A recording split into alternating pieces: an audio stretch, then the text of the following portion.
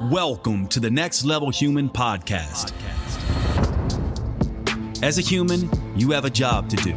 In fact, you have 4 jobs: to earn and manage money, to attain and maintain health and fitness, to build and sustain personal relationships, to find meaning and make a difference. None of these jobs are taught in school, and that is what this podcast is designed to do: to educate us all on living our most fulfilled lives through the mastery of these 4 jobs. I'm your host, Dr. Jade, Teta, and I believe we are here living this life for 3 reasons, and 3 reasons only: to learn, to teach, and to love. In this podcast, I will be learning, teaching, and loving right along with you. I'm grateful to have your company. Here's to our next level.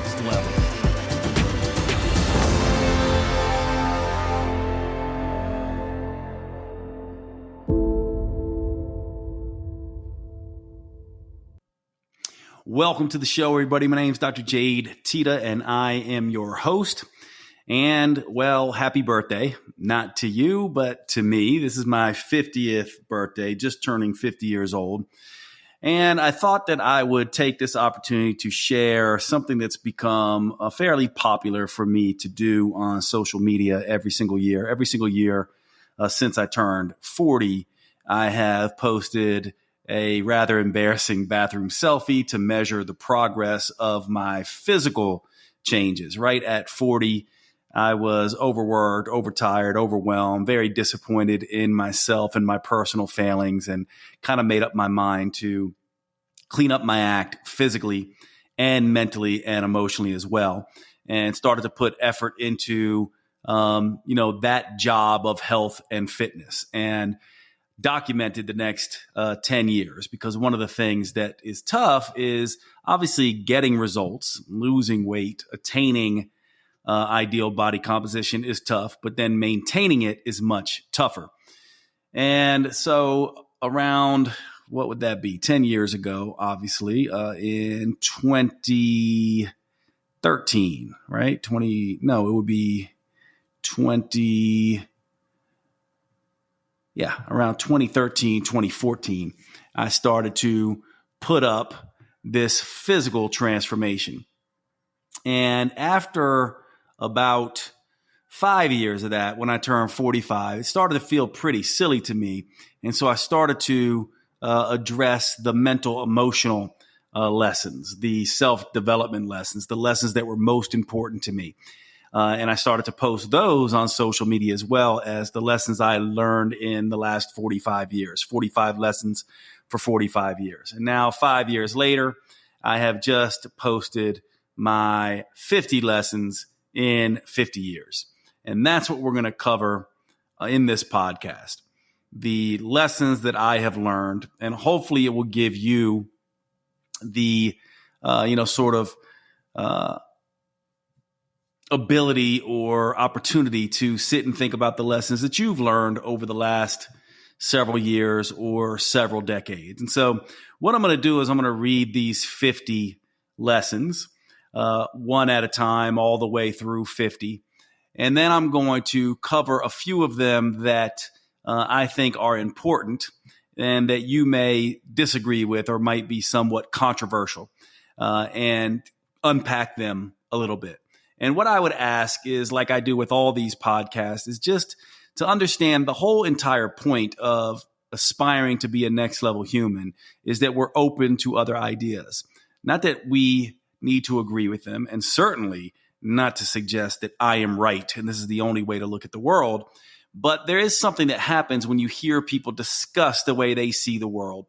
And obviously, over the last decade, I have taken a lot of time, tens of thousands of hours, reading and writing and thinking about what it means to be a good human ethically, morally, what it means to follow our purpose and to be authentic, what it means to deal with the inevitabilities of our suffering as humans, And I've developed an entire philosophy, the next level human philosophy, out of this. And so these 50 lessons over the last 50 years reflect an awful lot of this. So all I would do is ask that with many discussions like this, you just sit back and entertain some of these thoughts. You certainly don't have to agree with them, and I'm certainly not suggesting that I am right. But hopefully it'll bring up some of your own reflections and your own truths in the process. So lessons I've learned in 50 years. I'm going to read them starting from 1 all the way down to 50. Number 1, you must believe in yourself before anyone else does. Number 2, your wounds are yours to heal. Your pain is yours to allay. Your suffering is yours to soothe.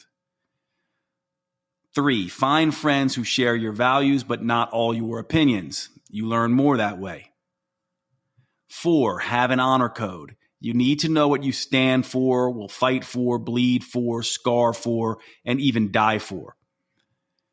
5, contemplate death every single day. This is the ultimate cure to procrastination. 6, choose romantic partners not by type or how they look or status and how popular they are, but how they grow themselves, how they grow you, and how they touch, move, and inspire others. Number 7, honesty is kinder than kindness. 8, seek purpose over power or popularity. 9, seek meaning over money. 10, we humans are simultaneously insignificant while also being immensely powerful. 11, beauty is an energetic thing. So is ugly. 12, you learn the most about people when they are stressed or inconvenienced. 13, easy is earned. 14, you are an example and an experience to all you interact with. What do you want to leave people with? 15, no one ever became less fearful by avoiding their fears. 16, have boundaries, don't carry baggage, which sometimes I shorten that to say boundaries over baggage. 17, expectations and assumptions for others should be avoided at all costs. 18, the truth is almost always in the gray zone. 19, fulfillment is what you want, not happiness. 20, the way to soothe emotional suffering is to take a lot of long walks and do your job. 21, move in the morning, your brain and body, create during the day, reflect in the evening. 22, we are here for 3 reasons and 3 reasons only: to learn, to teach, and to love. You know that one well because every episode starts with that. 23, it's not leap and the net will appear. It's leap and weave the net as you fall. 24, everything does not happen for a reason. Things happen and you make a reason. 25, it's not rise to the occasion. It's create the occasion. 26, only things you can count on in life are change and death. The only things you can count on in life are change and death. 27, good people following bad ideas do horrible things. 28, smart people are rendered idiots with bias and dogma. 29, lying is poison to the soul. 30, you understand yourself by watching yourself in action with others. 31, age does not correlate with maturity. 32, books and barbells serve better than beers and ball games. 33, a pretty face is of little credit. We all grow, get ugly, and die. The question is the world better for you having been here? 34, sometimes you must live your way into the answer. 35, the cure for pain is to heal that same pain in others. 36, this is a tough one. Voluntary exposure to toxic people makes you the toxic one. We'll unpack that one a little bit. 37, emotions are meant to be felt, not lived. 38, regret is a choice. 39, scared people are the most dangerous kinds of people. 40, you must kill your old self to become your new self. 41, if you're doing everything right and not getting results, you are not doing everything right. 42, when in doubt, ask, what would love do? What would courage do? 43, have the courage to be disliked. 44, there are two types of freedom: the freedom that comes from having all the choices and the freedom that comes from committing to just one. 45, stop waiting for apologies. 46, compliments and criticisms are both simply feedback. They often say more about the person giving them than they say about you. 47, the best revenge is not to be that way. 48, we get closer to truth by dismantling our beliefs, not defending them. 49, never allow anyone to treat you a way you are not or no longer wish to be. 50, fault is irrelevant. If you want it changed and it's in your sphere of awareness, it's on you. Breaking into the show really quickly to tell you about a brand new service that I think you're going to be very excited about. And this is coming directly from myself with drjadeteta.com and a brand new clinic. Now, one of the things that I get from you all most of the time is, Jade, how can I get direct access to you? I like your materials. I listen to your podcast. I've taken advantage of all your free options on your website, but I really need some hand-holding. I want to be told what to eat. I want to be able to ask you about supplements. I want you to look at my labs. I want you to help me figure out what's going on with my body. I would love for you to help me with my workouts, all of that kind of stuff. Basically, how do I become a patient or client of yours? And it's been a very long time since I have done work in this way because I've been busy with other ventures. And recently in my businesses, things have switched around pretty dramatically, opening up the space for me to begin to take clinic clients once more. And I'm doing it in a very unique way. It's basically a concierge consulting clinic, a very small group of individuals, keeping them to less than 100 people in this clinic to start. So you get hands-on access to me. In this clinic, we have multiple monthly lives where I go live. Just like in a Zoom call, you can see me face to face and ask me questions. I also have monthly multiple office hours. This is a time where I essentially sit in a Zoom room. You can pop in, ask me any questions you want. The community is very much like any social media feed. It has a feed. You can come into that feed, communicate, collaborate, consult with me. Also collaborate with the community, other people who are dealing with the issues that you are struggling with as well.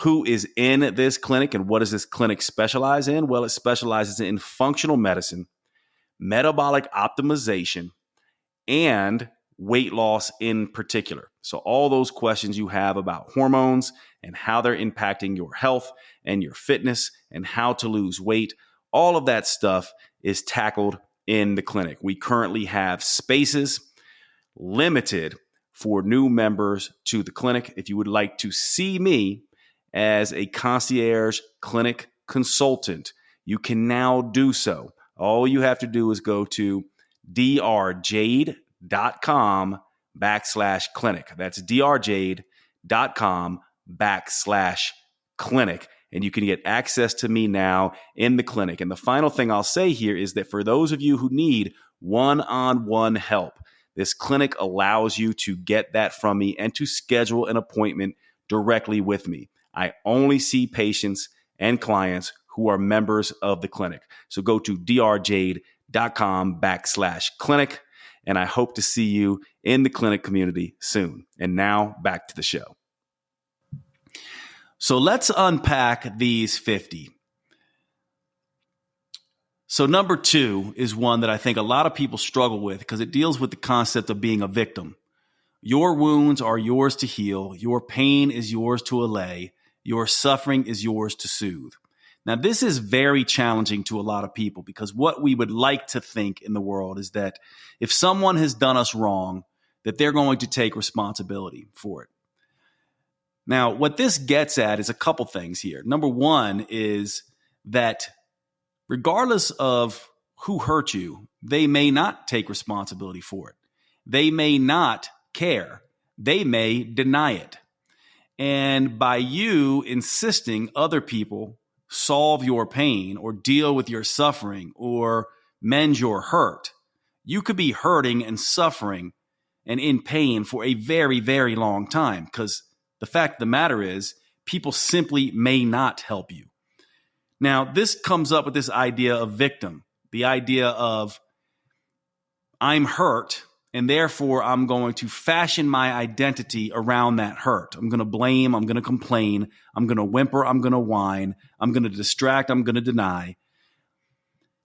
Now, this is really tough for people because we've all been in situations where we've been hurt and seen the cold, non-empathetic, disgusting way some people treat people who have been hurt. Now, any good human, any person who aspires to be a next level human, obviously is going to have deep compassion and sorrow and empathy for any human who has been hurt. However, we cannot rely on that. We must at some point take the responsibility, heal our own wounds, turn our own pain into purpose, give meaning to our suffering.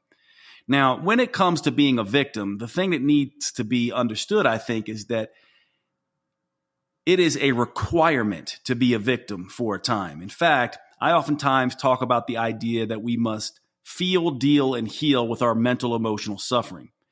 Part of that feeling phase is being a victim. We must feel it. We must contend with it. We must give ourselves time to grieve. We must give ourselves time to feel. We must give ourselves time to feel sorry for ourselves. We must give the grace to other people to do the same. Being a victim and feeling what has happened and going through that grieving process is a requirement for healing. So anyone who says you need to skip over being a victim or you can't be a victim is simply wrong. We must be a victim. It is a requirement to be victims for a time. Otherwise, we can't heal. However, at some point, and that point is going to vary from individual to individual, and we should never try to speed that process for anybody. But at some point, being a victim does become a choice. At some point, you get stuck in victim. And many people get stuck there because they are waiting for someone else to heal their wounds. They are waiting for someone else to solve their pain. They are waiting for someone else to deal with their suffering. And the truth of the matter is, no matter whose fault it was or what the difficulty was, no matter what, we are ultimately responsible. Our wounds are ours to heal. Our pain is ours to allay. Our suffering is ours to soothe. Number 5. Contemplate death every day. This is the cure to procrastination. Now, in our culture, in the Western world, we don't like to think about death, talk about death, or ever deal with death. And this really comes from the Stoics, who talked about the idea that death is almost like a best friend that is prodding us to do our work. We obviously do not have forever to get our work done. And remembering death, or what the Stoics would say, memento mori, remember that death is coming, is a way to spur yourself to action. In fact, I have this saying, memento mori, remember death, on my chest. So every day when I get out of the shower, first thing in the morning, when I look in the mirror, that's what I see, remember death, meaning that I'm not going to live forever. Death could be coming any day, in the next 15 seconds, in the next 15 minutes, in the next 15 hours, in the next 15 days, in the next 15 months, in the next 15 years. I might not know when it's coming, but it's coming at some point. And by me contemplating what death means and that I have a limited time here to do my job, it helps me do that job. 7, honesty is kinder than kindness. Now, this one is tough because many people would say the opposite. And I certainly lived for a very long time as the people-pleasing person who would lie to you because I thought it was kind. But think about this for a minute. If I'm honest with you and it hurts your feelings in the short run, I've still given you useful information. In other words, it might hurt your feelings in the short run, but it is always useful to you in the long run. Now, the opposite is not true. If I lie to you just to be kind, that may save you in the short run and might feel good, but in the long run, it could possibly do incredible harm. Let's use a very simple example. Let's say I have a really good friend who has horrible breath, and I don't tell them. or they ask me, hey, someone else said my breath stinks, and I say, not at all, your breath doesn't smell, then what happens is I deny them the reality, the truth, to be able to deal with that. That could keep them from, I don't know, falling in love and having somebody be a partner with. It can interrupt their social interactions. It can damage their ability to be effective at work. It could do a lot of things. By me making them feel good in the moment, I can potentially be hurting them in the long run. So the idea here is that when we are honest, it is always helpful.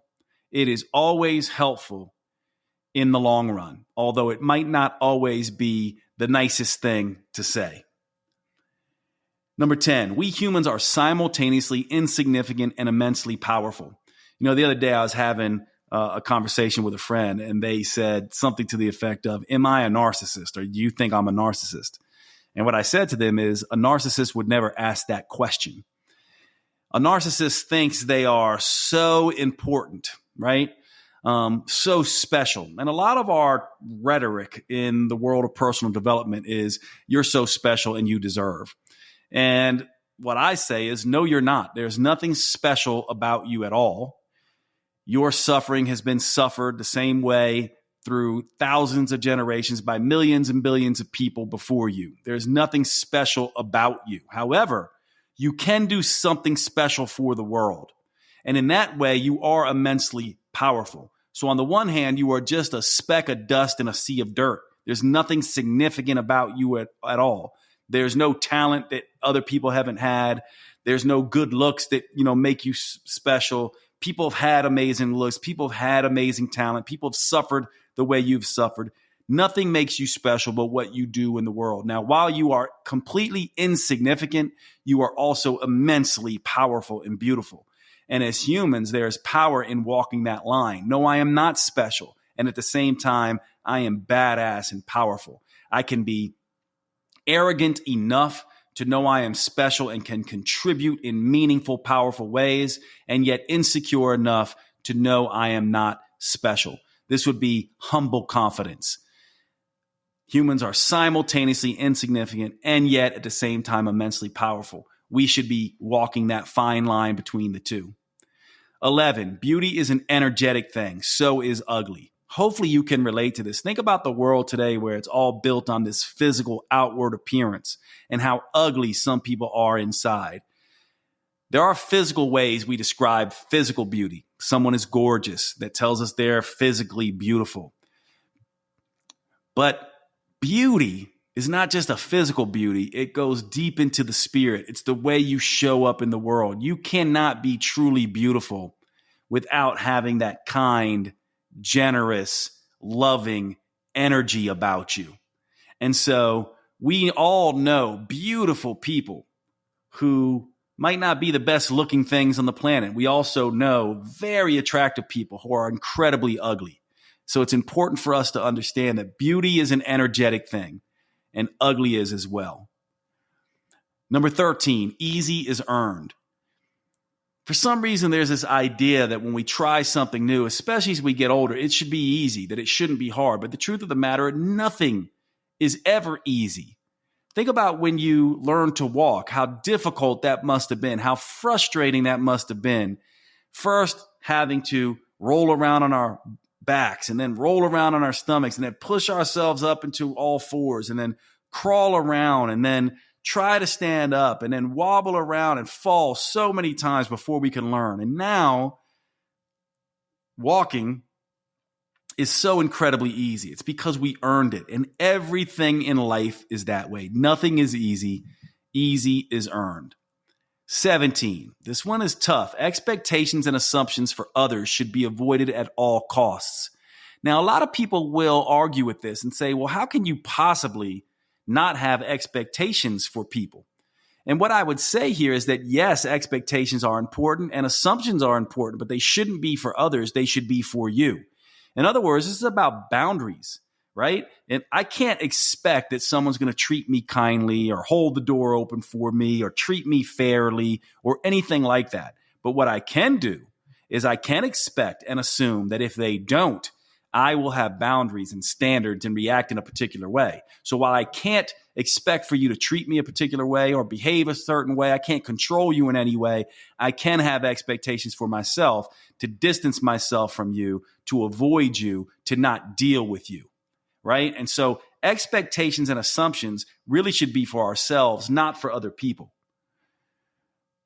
22, we are here for 3 reasons and 3 reasons only: to learn, to teach, and to love. Now, I've done a podcast on this. You hear this every time you listen to the Next Level Human podcast. To me, these are the 3 imperatives. This is why we are on the planet. We must learn, and we learn mostly from our suffering and our pain and our mistakes and our mishaps and our fears and our failures.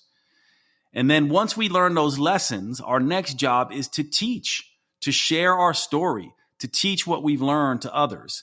And then the next job after that is to love. Now, in this particular way of looking at it, I'm not necessarily talking about an incantation of romantic partners or parental dynamics. I'm talking about love as a creative force. To love is to give freely, bring something to the world that only I can, to create something. So in this way, love and creation are synonymous. So we are here to learn, to teach, and to love.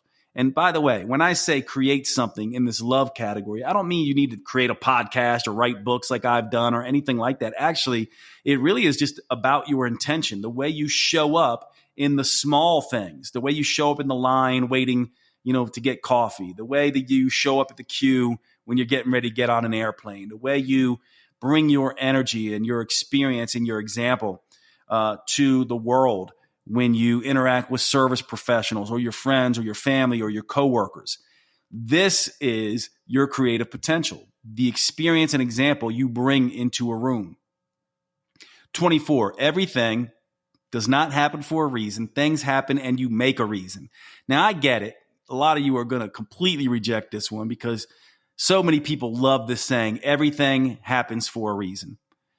But the fact of the matter is that if this is your belief system, and perhaps sometimes things do actually happen for a reason. For all I know, there is somebody up there in the heavens somewhere who's pulling strings, or I don't know, if you're a new age type and you feel like you made a soul contract and you were supposed to experience certain things while you're here, then maybe things happen for a reason. However, things also happen and you'll need to make a reason.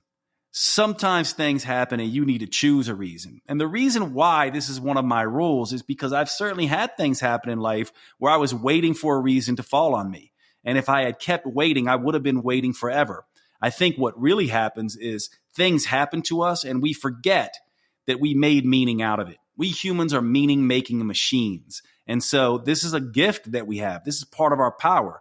We can take anything and turn it to positive advantage. So what I think is we need to just embrace this. When terrible things happen, when difficult things occur, we need to realize this happened, but I can happen back. I can make a reason. I can turn this into a meaningful event.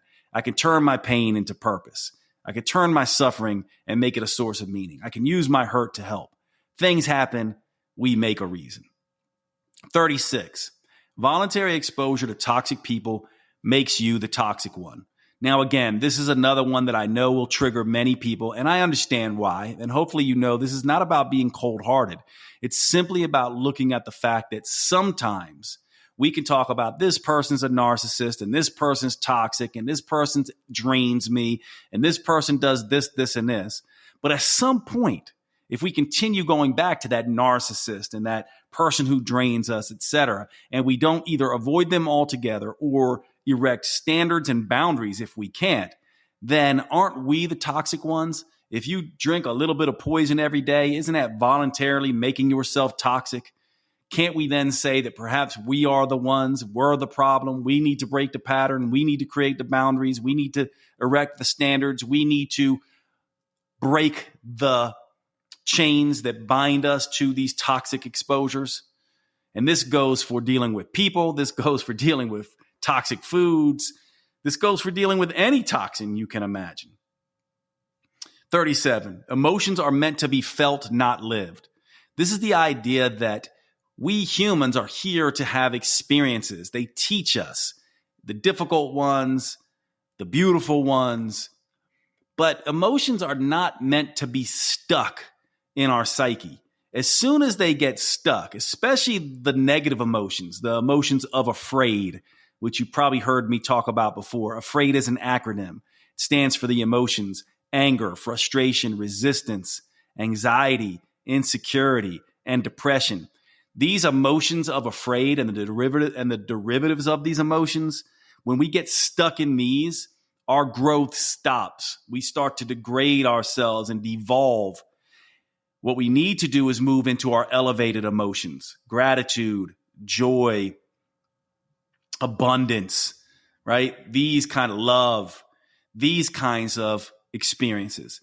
But we still must be able to not get stuck in these negative emotions. When we do, that is a sign that we are needing to change something in our lives. I oftentimes talk about the idea of repeated patterns, recurrent obstacles, struggles that recur again and again, and stuck emotions. How do we know we're the problem?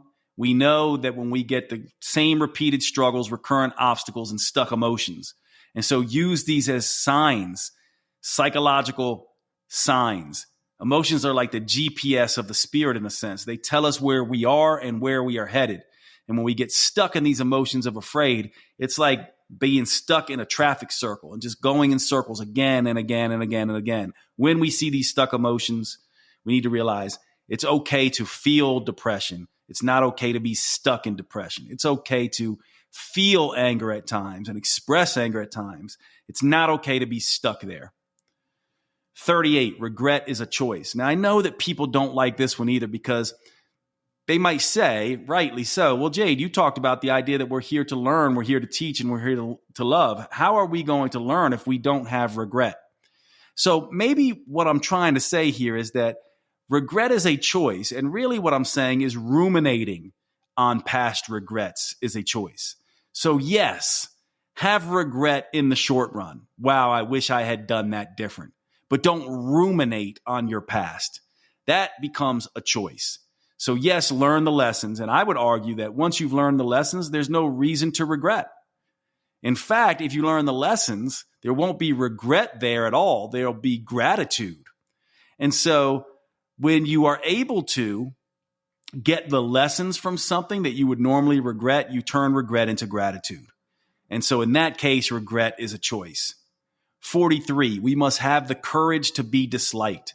The fact of the matter is if you live an authentic life, if you choose purpose over popularity, you are going to be disliked. Not everyone is going to like your views.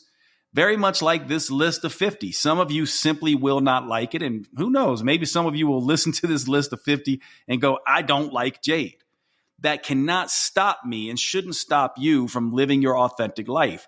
We simply have got to have the courage to be disliked. If we cannot have the courage to be disliked, we will accomplish nothing that we set out to. Life is about learning, teaching, and loving, and creating, as we talked about. And if we're going to create something unique to the world in a way that only we can do, then we are going to have to do things that are different. And people oftentimes are threatened by things that are different. If you're the one who's bringing something different, a different way of looking at the world, you are likely to be disliked and distrusted at first.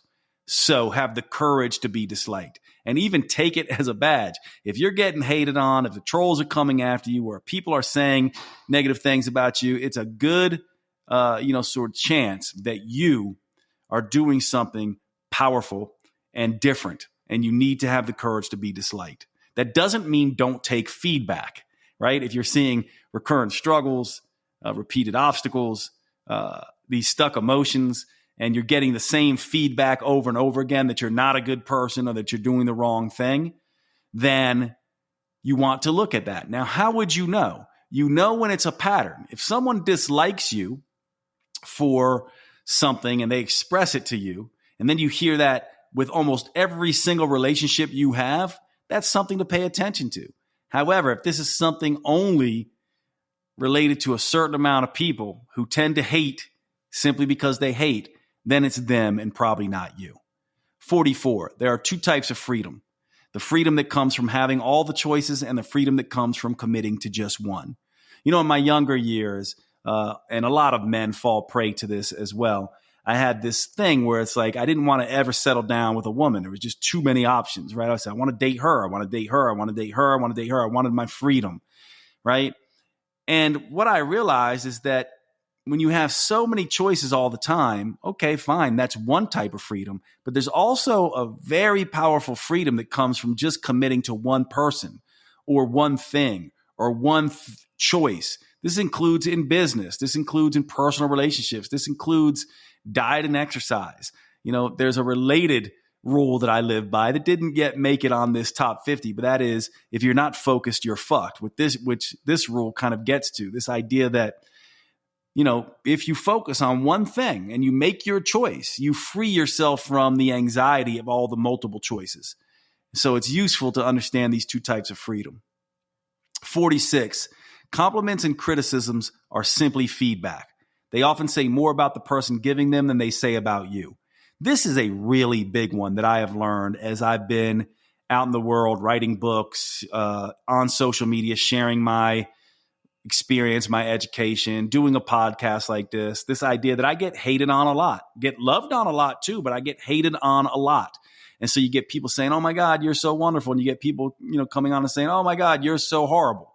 I've been called a charlatan, witchcraft medicine, a fake doctor, like all the things. And I've also been given compliments like, you've changed my life. You've, helped me see, XYZ. You healed me from XYZ condition. And the truth of the matter is nowadays, I just take the compliments and the criticisms as feedback. I really do believe they say more about the person giving the compliment or the criticism than they say about you. I use them as feedback. I use them to say, have I heard this before? Is there something I can learn here? Or is this something that's just related to them? And certainly I have been on the other side of that. Don't we all know people pleasers and brown nosers who give everyone compliments? To them, everyone's beautiful. To them, everyone's smart. And what's that about normally when people are like that? It's really about them trying to control the way other people see them so they can be liked, right?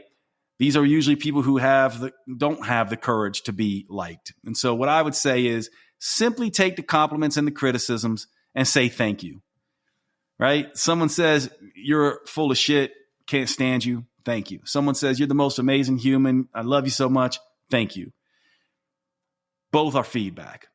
47, second to the last one I'm going to cover. The best revenge is not to be that way. Honestly, this is a really good one for the times, isn't it? We complain about, the deep state and all these conspiracies, and we're all so disappointed and disgusted by politicians on the left and the right. I know I am, both sides. I can't find one politician I seem to be able to have any admiration and respect for. We've got a war in the Ukraine and with Russia. We've got issues in the Middle East. People often say, what do you do when the world is crazy? And you look out there and you see liars and cheaters and thieves and stealers and assholes and bullshitters and narcissists, etc. Well, Marcus Aurelius has another quote that goes along with this one, which is, stop arguing what a good human is, simply be one. So this number 47, the best revenge is not to be that way, reminds me, just be the good in the world. Be the standard. Show up and be the example. Show up and bring the experience. Be the change in the world. Now, isn't it funny?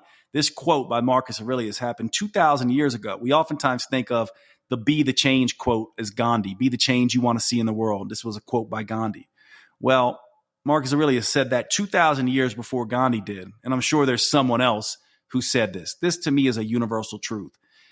When in doubt, simply show up and live your local life to the best that you can. Be the standard. Don't be the liar, the bullshitter, the cheater, the avoider. Bring the fairness, bring the ethics, bring the morality. You be the one. That's the best revenge. And finally, number 50, fault is irrelevant. If you want it changed and it's in your sphere of awareness, then it's on you. Now, this one harkens back to the first one we cover. Your wounds are yours to heal. It's slightly different here, though, because it basically just says, if you want it changed, you cannot rely on other people. If it's in your sphere of awareness, it's on you. In the end, no one is coming to help you. At least you can't guarantee that, and you shouldn't expect that. If it happens, wow, what a nice surprise. Lucky you, right? But you should never be in this position where you are expecting people to solve the problem or wanting people to take responsibility for what they, quote, did wrong. Fault is irrelevant. If you want it changed, it's on you. I hope you like these 50 rules. I appreciate you hanging out with me. Thanks so much, and I will see you at the next show. You have been listening to the Next Level Human podcast with Dr. Jade Teta. If you enjoyed this episode, please make sure you subscribe and consider leaving a review. You make the biggest difference when you pass on your lessons and inspire others. That's why reviews like this are so powerful. Your words may be the only ones that resonate for someone else. Please remember the information in this podcast is for educational purposes only. Always consult your personal physician or therapist before making any lifestyle changes. And finally, thank you for who you are in the world and the difference you make.